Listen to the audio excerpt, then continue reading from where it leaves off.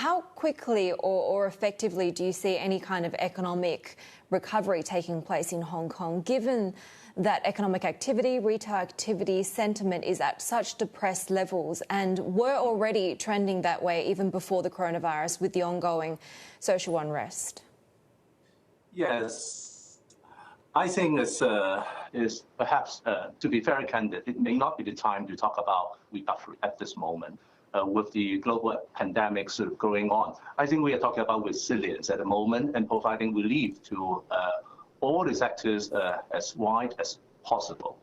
I believe the common challenge the whole world, including Hong Kong, are facing is that, well, we know how wide the epidemic has been hitting the entire world, seeing no sort of boundaries. But at the same time, I think, well, it's yet to be known how deep this virus will cut into the individual and also global economy. I think that's the biggest challenge that, well, all central bankers, all governments are also tackling. And therefore, it's a test of resolve as well as resources.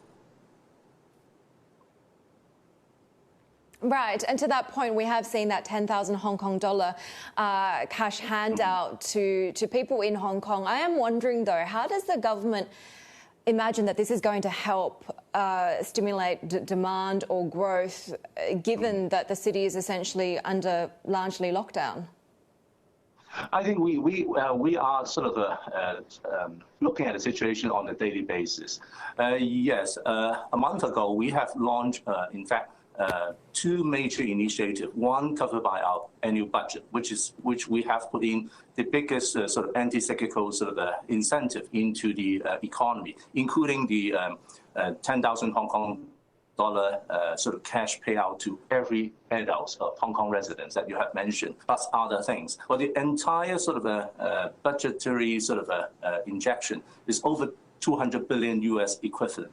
At the same time, we're also taking a targeted approach in that initial phase by setting up an anti-epidemic fund. Within that, in addition to sort of helping medical professionals in fighting the battle in the forefront, we're also sort of supporting 8 to 10 sort of sectors, including retail, traveling industry, guest house, and also convention, exhibition sort of activities.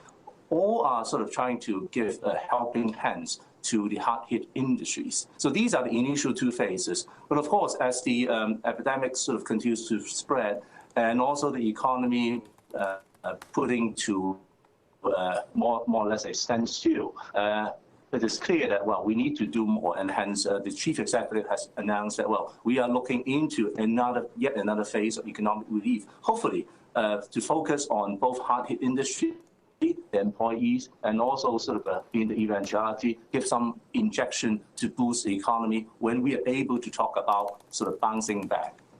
Well, you've been mentioning the pending recession that is on the horizon now. Question if you're, what type of recession are you prepared for, both to the extent of the drop and really the duration of that recession? What are you prepared for at this point?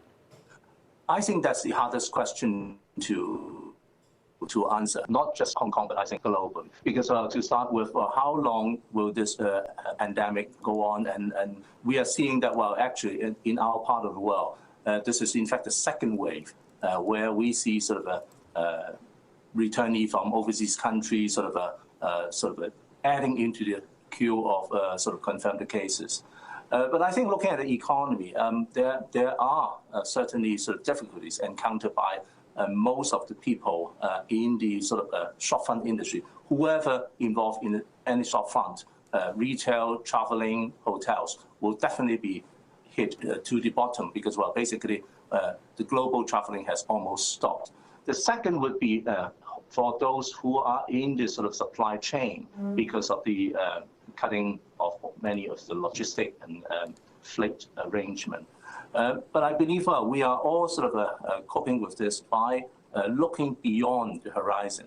Now, I believe there will be certain parts of the world which are able to come out from the epidemic slightly earlier if the sort of containment policy and social distancing policy are able to achieve. And we certainly hope to join this in sort of struggling through the resilience stage. And then, well, hopefully, well, we can regain some momentum within the global sort of supply chain and also to resume business. Now, take a convention exhibition industry in Hong Kong as an example. We are in the premium industry because our major convention exhibitions are usually held in Hong Kong. At the moment, nothing could be done. But yet, I think we are in fact sort of injecting money into the major agencies and also sort of giving relief to prospective participants that when the time comes, we're able to travel again to sort of put together the show. There will be major sort of concession given to organizers and participants in relaunching this. So we are sort of focusing on that. Now, these are sort of medium term. The reason I mentioned this at this point is many of these activities would need to be planned ahead. We can't wait until that point of time. So there are certain sort of advanced work need to be done for instance, for this industry. But of course, there are wider contexts that, well, every sector is being hit, and therefore we need to sort of cast the net wider in helping all businesses. Well, in terms of casting that net, we've talked a lot about an economic relief. What about efforts for a medical supply relief, thinking masks, delivering some of the crucial medical supplies? This is a global supply chain issue. Yeah. What are the efforts that are underway in that aspect?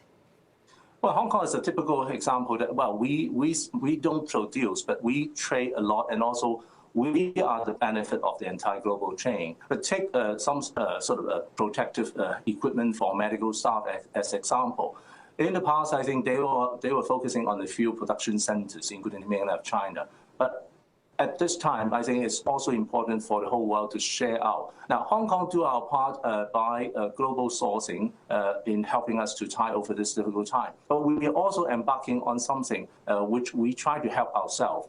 Through a subsidy scheme, government has rolled out an incentive for the local production of surgical masks, which cater for the medical staff in Hong Kong. So we are seeing some sort of 10 to 20 production lines re-established in Hong Kong, where we can sort of help sort of bridging the gap.